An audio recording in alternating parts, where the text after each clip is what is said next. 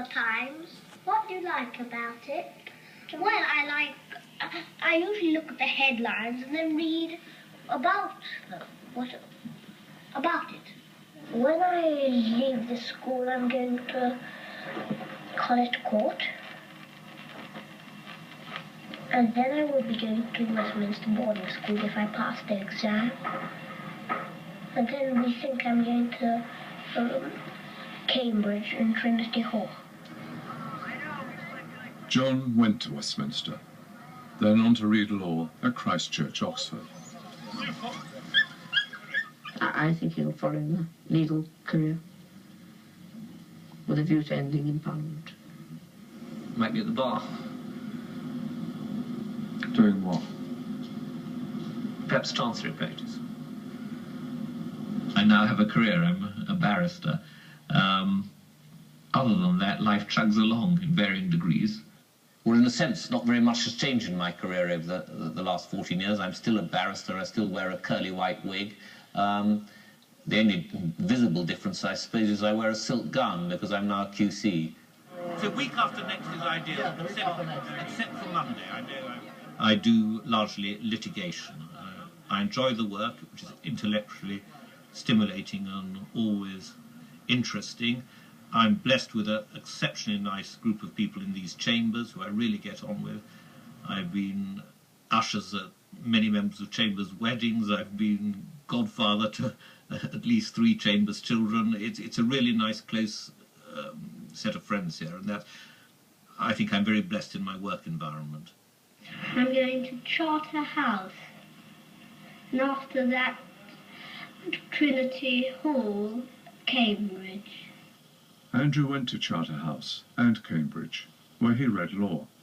I'd like to be a solicitor, and also fairly successful. At 28, Andrew was a solicitor. By 35, he'd become a partner. Later, he joined the legal department of a large British industrial company.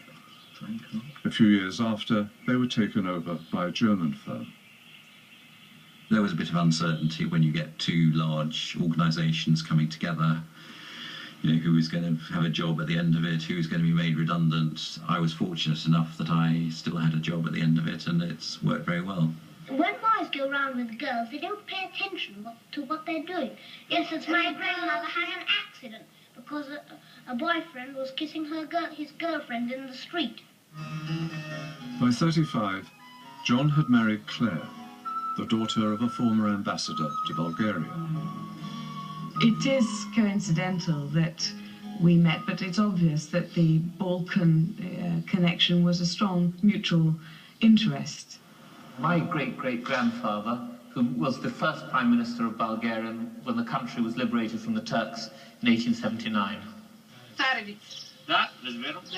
Well, I think everyone needs to have a feeling that they belong somewhere, and that there's a plot of land or somewhere where they hail from and their roots are. People who go on about the government butchering the National Health Service, I think should come over to Bulgaria to see what being kept short of necessary supplies and funds really does mean. We're at the Centre for the Rehabilitation of Disabled Children at Dalbuk Dol, near Troyan in the Balkan Mountains, which our charity in London has helped quite a bit. We feel we can help in all sorts of smaller ways, particularly with art classes or pottery classes or dancing classes. You can revolutionise the life of a child without actually having to raise huge sums of money. What do you think about girlfriends at your age? I've got one, but I don't think much of her. They're no longer just bores who won't play this or something. They're over half of the community and they're there. You can begin to talk to them. I don't think I financially come from the same background.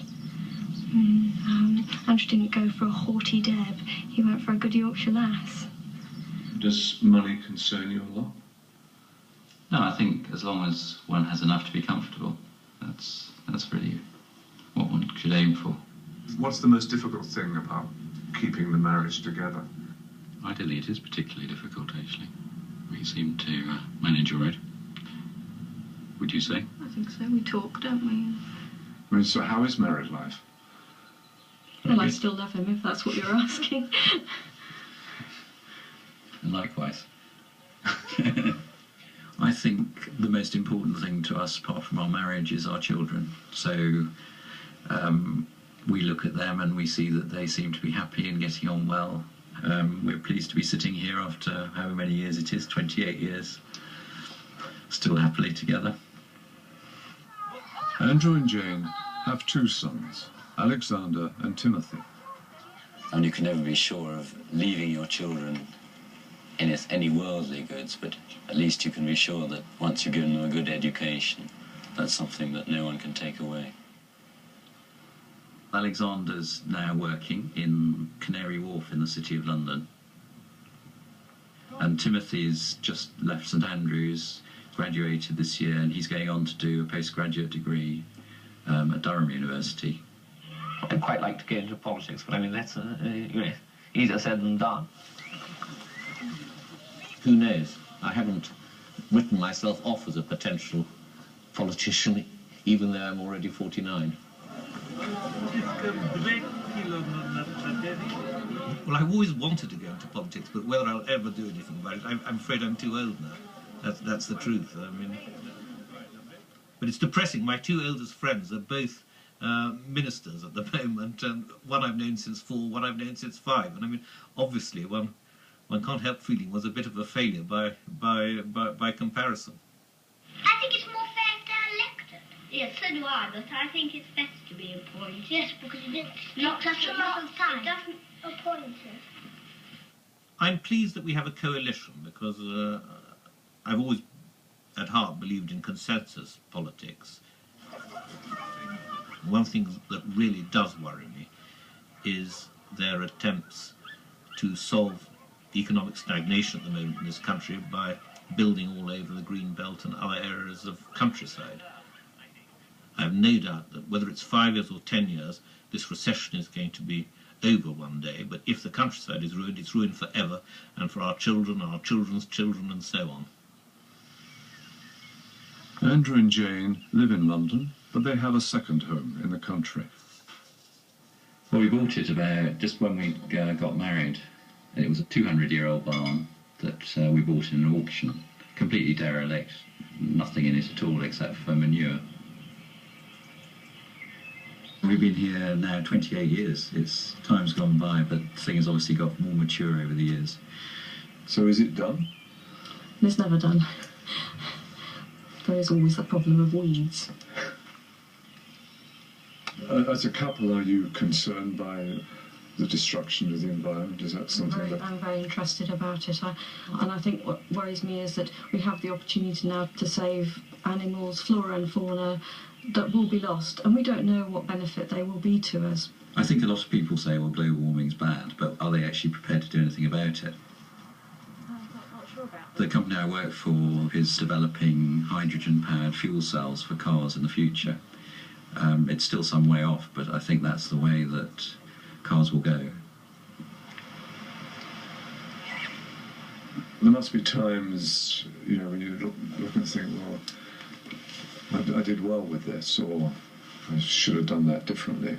Well, I think when there are sort of events in your life, like when, for example, Timothy graduated recently, and we thought, well, that's quite nice. Here he is at the next stage of his life. He's done quite well to get there, and he seems well balanced. And it's those sorts of things that make you reflect. When Alexander got his first job was very exciting. Yes, absolutely. He got the phone call and he screamed down the staircase, I got the job, and a tear came to my eye. It still does now. It was such a lovely feeling, really. I've been very fortunate that Andrew has provided very well for us without me having to go to work, and I've been able to nurture the boys. But I'm not sure whether, looking at the next generation, you feel a lot of women have to work, and I admire them for doing it. But in some ways I think maybe it would be good to work. Not necessarily full-time, maybe take time off until your children are at school. But then you get to my stage and you think, well, it would be nice to have something to do. I mean, are you grateful she made that decision? Yes, I am.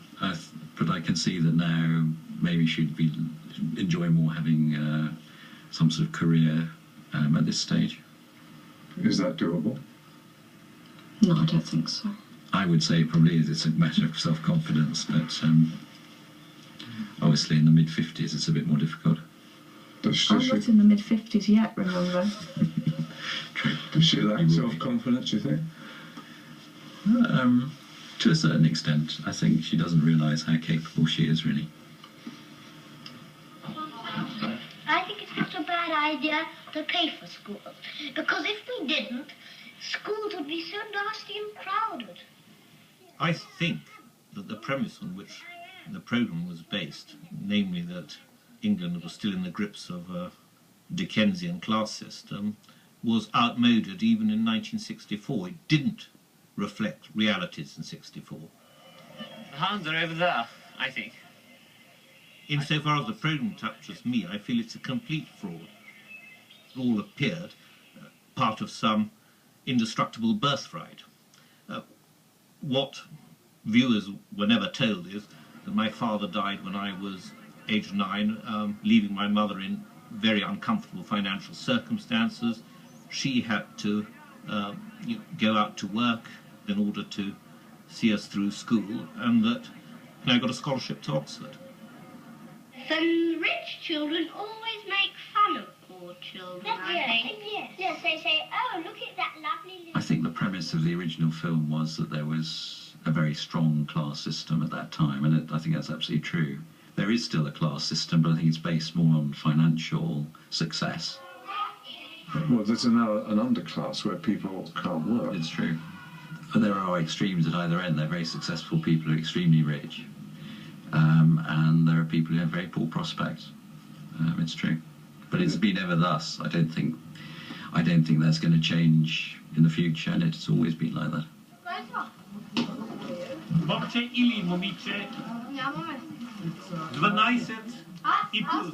Last time I appeared on the programme, a very generous film director based in San Francisco saw the programme and sent us a large cheque running to many thousands of pounds, which we were able to do a great deal of good with in Bulgaria at the time. So that was a wonderful byproduct of the programme, and perhaps it slightly softened my objections. It's not something I look forward to every 7 years, appearing in this programme. I'm always surprised that, you appear for 5 or 10 minutes and anyone remembers your face, but apparently they do. Well, I suppose the only thing for me is that I've seen what my husband looked at, like at 7 and 14 and 21 before I knew him. And then when I had my own children, I could see which of them looked like their father at those stages of life. And a lot of women just don't have that. I think what's undesirable is people who have had options don't make advantage of them, take best advantage of them. But I can't see there's anything wrong as long as people don't abuse the opportunities and privileges they've had. It's a very nonchalant little theme. Butter wouldn't melt in its mouth, so take it very quietly and let it just present itself.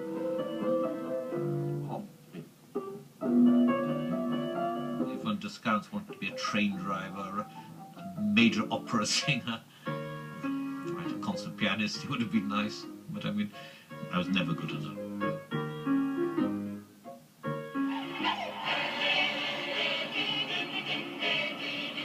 I enjoy my professional career very much indeed, but doing something for other people gives you a satisfaction that even winning a fantastic case on some ludicrous archaic point of law won't quite deliver. I think the thing where I would regard myself most successful is that I'm blessed with wonderful friends. I'm happily married. I think I'm an incredibly lucky person in all sorts of respects. Is it